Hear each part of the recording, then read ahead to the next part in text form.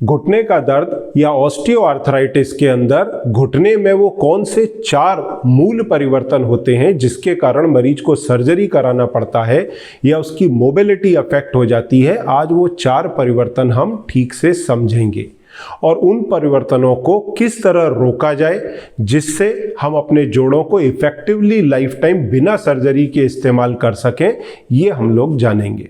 देखिए, यहाँ पर ये नॉर्मल एक्सरे है घुटने का और यहाँ पर जो ब्लैक कलर का आपको गैप दिखाई दे रहा है ये कार्टिलेज है।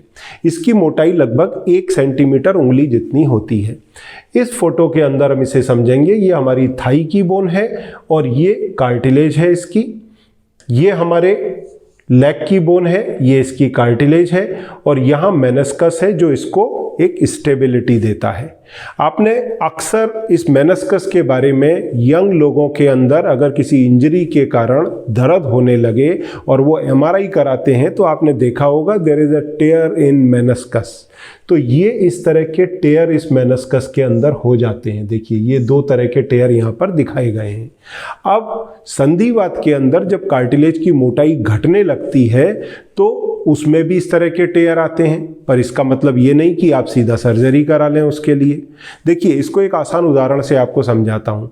आप अपने घर में साबुन इस्तेमाल करते हैं बाथरूम में, जब वो घिस घिस के पतला हो जाता है तो क्या होता है, उसमें क्रैक आने लगते हैं। वैसे ही जब मेनिस्कस की थिकनेस कम होने लगती है संधिवात में तो उसमें क्रैक आने लगते हैं और असहनीय पीड़ा होती है।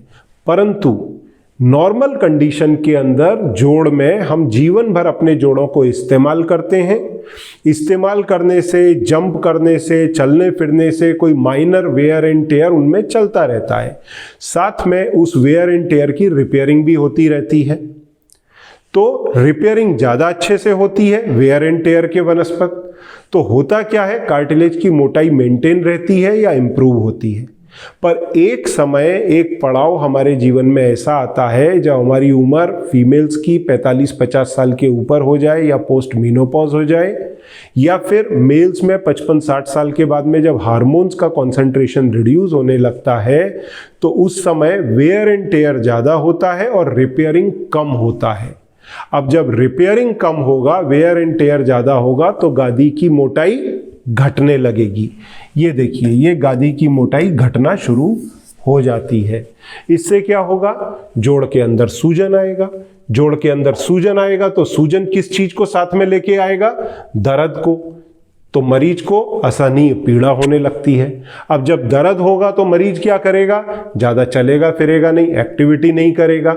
एक्टिविटी रुक जाएगी तो ये जो जोड़ के चारों तरफ के मसल्स हैं, लिगामेंट, टेंडन है, ये वीक पड़ने लगेंगे, जोड़ अनस्टेबल हो जाएगा। तो पहला चेंज क्या था, गादी की मोटाई घटी। अब दूसरा चेंज इधर क्या आने लगा, जब जोड़ अनस्टेबल हो गया तो बोन के अंदर ग्रोथ आने लगती है उसको सपोर्ट देने के लिए, और यहाँ पर नई बोन बनना शुरू हो जाती है दोनों तरफ। ये देखिए, यहाँ आप एक्सरे में देख सकते हैं ये नई हड्डी बनना शुरू हो गई। अब ये इसको सपोर्ट देने का कोशिश करती है कि जॉइंट अनस्टेबल ना हो, पर इससे बजाय फायदा होने के मरीज को नुकसान होता है, जोड़ में तेजी से डैमेज आने लगते हैं। तो ये एक सिरे पर डैमेज आते हैं, दूसरा जॉइंट अनस्टेबल होने के कारण मरीज के घुटने में डिफॉर्मिटी आने लगती है। तो डिफॉर्मिटी कैसी, 90% बोइंग डिफॉर्मिटी आती है और 10% केसेस के अंदर नॉक-नी डिफॉर्मिटी आती है। इस डिफॉर्मिटी का असर क्या होता है मरीज के ऊपर, जैसे पहले वजन पूरे शरीर का इवनली जॉइंट में डिस्ट्रीब्यूट हो रहा था अंदर बाहर, परंतु बोइंग डिफॉर्मिटी में ये पूरा अंदर की तरफ कॉन्सेंट्रेट हो जाता है। तो जब पूरे बॉडी का वेट एक जगह पड़ेगा तो दर्द बढ़ने वाला है। अब मैं आपको एक उदाहरण देता हूं। मैं आपको चलने के लिए बोलूं पूरे पैर पर तो आप अच्छे से चल लोगे, पर मैं आपको बोलूं नहीं आप तो पैर के अंगूठे पे चलो, तो आप कितना चल पाओगे, कुछ कदम। तो वही स्थिति यहां बनती है।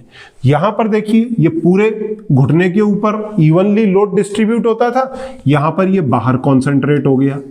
तो ये पीड़ा बढ़ने के कारण मात्र 25% कार्टिलेज खराब होती है और कई बार मजबूरी में डॉक्टर को बोलना पड़ता है भैया आप जोड़ रिप्लेस करा लीजिए। इसके बारे में हालांकि डिटेल में मैंने पिछले वीडियो में बताया है, थोड़ा हम इस चीज का जिक्र यहां भी करेंगे। अब जैसे ये डिफॉर्मिटी आपके जोड़ के अंदर आ गई, अब इस डिफॉर्मिटी को हम ठीक कैसे करें? अगर हम डिफॉर्मिटी को ठीक कर लेते हैं, वापस हमारा जो बॉडी का वेट है इवनली डिस्ट्रीब्यूट हो जाएगा, दर्द अपने आप कम हो जाएगा, सूजन अपने आप कम हो जाएगा, साथ में हम दवाइयों का सपोर्ट लेंगे। तो ये 5 तरीके हैं इस डिफॉर्मिटी को ठीक करने के। पहला, एक्सरसाइज। कौन सी एक्सरसाइज करें? बटन प्रेस करके मेरे असिस्टेंट से आप मंगा सकते हैं। दूसरा, इस तरह के करेक्शन पैड आते हैं। तीसरा, बेल्ट। चौथा, ट्रैक्शन। और पांचवा जो सबसे इफेक्टिव तरीका मैंने पाया इमीडिएट जो करेक्ट करता है वो है ब्रेस। हाँ, यदि आपके घुटने के अंदर डिफॉर्मिटी कम है तो आप एक्सरसाइज से भी ठीक कर सकते हैं, आपको ब्रेस की जरूरत नहीं है। या फिर हिंज सपोर्ट आते हैं, उनसे आप कर सकते हैं। परंतु अगर डिफॉर्मिटी ज्यादा है, जैसे देखिए यहां पर 2 इंच का गैप दिखाई दे रहा है, तो ये ब्रेस लगाते के साथ में ये गैप का करेक्शन यहां पर हो जाता है। अब जब ये गैप करेक्ट हो जाएगा, आपका जो वेट है बॉडी का इवनली डिस्ट्रीब्यूट होगा और खास तौर से उस कार्टिलेज पर जाएगा जहां की मोटाई बराबर है। ये नॉर्मल कार्टिलेज पे वेट शिफ्ट हो जाएगा आपका ब्रेस लगाने से। तो क्या होगा? आपको पीड़ा नहीं होगी। जो लोगों में आपने देखा होगा कई बार लंगड़ा करके चलते हैं, डक वॉक हो जाता है, वो लगाते के साथ में ब्रेस इंप्रूव हो जाता है। यहाँ की देखिए ये कार्टिलेज घिसी हुई है, पूरा लोड इधर आ रहा था, ब्रेस लगाते के साथ में इधर शिफ्ट हो गया, तो ये अच्छी कार्टिलेज के ऊपर वजन आने लगता है, पेशेंट का पेन कम हो जाता है, दवाइयों को भी मौका मिलता है ठीक से इंजर्ड साइड पर काम करने का, तो मरीज को बेहतर रिजल्ट मिलते हैं। अब जैसे ये 2 परिवर्तन होते समय अगर आपने अपने जोड़ों को और खराब होने से रोक लिया तो आप सर्जरी से आसानी से बच सकते हैं। पर आगे के 2 चेंजेस जो हैं वो अगर हो गए तो डिफिकल्टी होती है सर्जरी से बचने में। मतलब पहले के 2 चेंजेस कौन से थे? कार्टिलेज की मोटाई का कम होना, दूसरा बोनी स्पर्श का बनना, और जो सूजन आती है जोड़ में उसके कारण जो साइनोवियल फ्लूइड है उसकी क्वालिटी भी पहले जैसी नहीं रहती, तो उससे भी घर्षण बढ़ता है। ठीक है, तो इन सारी चीजों को हम संभाल सकते हैं। पर अगर स्थिति इससे आगे चली गई तो मरीज को संभवतः सर्जरी कराना पड़ता है।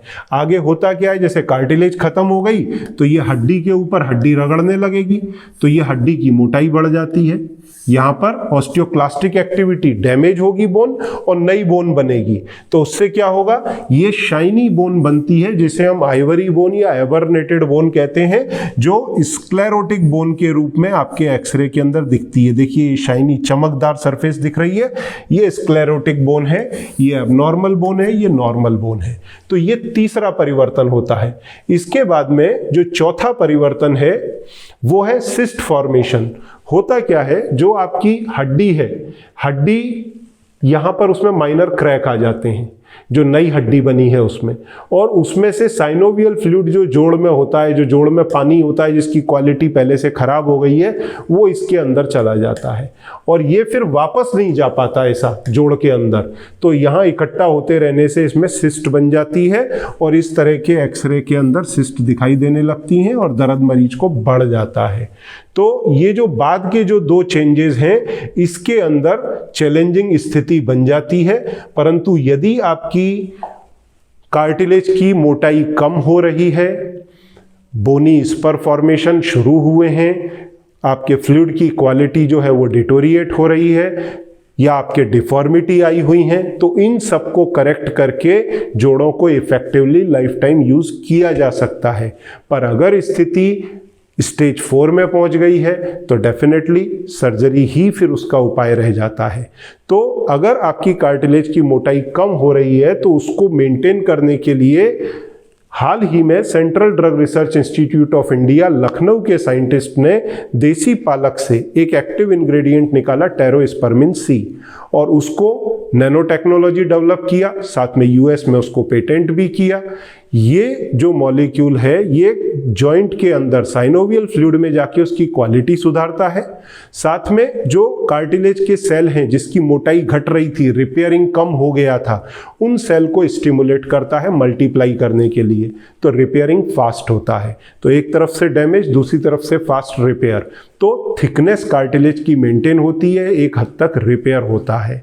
अब इसके साथ में जो आपके जोड़ में सूजन आ रही है जिसके कारण दर्द हो रहा है, उसके लिए 4 स्टेप प्लस टैबलेट लें या फिर 4 स्टेप टोटल टैबलेट लें, तो इससे आपका दर्द और सूजन कम होगा। तो हमने सारी प्रॉब्लम्स को यहां पर एड्रेस किया। पहले थिकनेस को मेंटेन किया, दूसरा सूजन को कम किया तो दर्द ऑटोमेटिक कम हो गया, तीसरा डिफॉर्मिटी थी उसको करेक्ट किया। अब हमें रेगुलर एक्सरसाइज करनी चाहिए जिससे घुटने का जो जोड़ है उसके मसल्स, लिगामेंट, टेंडन की स्ट्रेंथ मेंटेन हो सके। स्ट्रेंथ मेंटेन होगी तो हड्डी नहीं बढ़ेगी, तो exercise, non weight bearing exercise करना चाहिए। अब जो मुख्य वजह है संधिवात की वो आप समझें। देखिए मुख्य वजह क्या थी? बढ़ती उम्र, उसके कारण वेयर एंड टेयर जो रिपेयर नहीं हो पा रहा था। तो उम्र तो बढ़ रही है, आप कुछ नहीं कर सकते। आपका जेनेटिक्स दूसरा कारण है, कुछ लोगों पे यंग एज पे हो जाता है, कुछ लोगों को 65-70 साल तक नहीं होता, तो उनका जेनेटिक्स अच्छा है। तीसरा कारण होता है इंजरी। अब ये तीनों ऐसे फैक्टर हैं जो आपके हाथ में करना कुछ भी नहीं है। जो 2 फैक्टर दूसरे हैं जिस पे आप कुछ कर सकते हैं वो है पहला आपका वजन। देखिए कई बार महिलाओं का वजन ज्यादा होता है पर वो इस बात को समझती नहीं है, वो अपने को कंपेयर करती हैं अपने पड़ोसन से या अपने रिलेटिव से। मैं एक सिंपल बात बोलता हूं, मैंने एक साइकिल खरीदा, मैं सिंगल सीट उसको चलाता हूं तो उसकी लाइफ ज्यादा रहेगी। मैं उसी साइकिल को डबल सीट चलाऊंगा, मतलब ज्यादा वजन के साथ में अपन घुटनों को इस्तेमाल करेंगे, उसकी लाइफ कम हो जाएगी। तो अपना वजन आप जरूर कम करें। अब वजन घटाने के लिए आप ऐसा 4 किलोमीटर वॉक ना करें, नहीं तो ये ओवर यूज हो जाएगा। दूसरा आप बचाव क्या करें? ओवर यूज होने से बचें। तो अगर आप ऐसे 4-4 किलोमीटर चलेंगे, पहले तो आप चल ही नहीं पाएंगे, डॉक्टर के कहने पे भी नहीं चल पाएंगे, पर लोग वजन घटाने के लिए इस तरह का वॉक करते हैं, वो ना करें। डाइट से, उपवास रख के आप अपने वजन को कम करें। डाइट में क्या लें वो भी आप बटन प्रेस करके मेरे असिस्टेंट से मदद ले सकते हैं। तो एक तो वजन कम करें, दूसरा ओवर यूज से बचें, जगह पर एक्सरसाइज करें, और क्या करें? ओवर स्ट्रेस ना करें अपने जोड़ों को।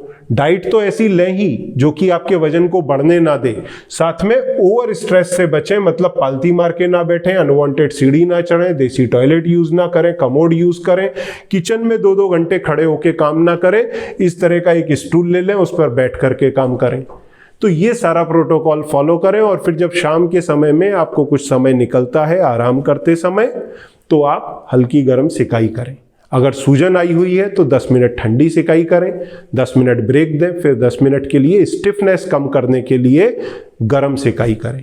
और यदि आपकी कोई क्वेरी है, समस्या है, घुटने की संधिवात से रिलेटेड, कमर दर्द से रिलेटेड, गर्दन दर्द से रिलेटेड, सर्वाइकल से रिलेटेड, तो आप नीचे दिए बटन पर प्रेस करके अपनी क्वेरी सबमिट कर सकते हैं। मैं या मेरे असिस्टेंट आपकी डेफिनेटली हेल्प करेंगे। Thank you very much.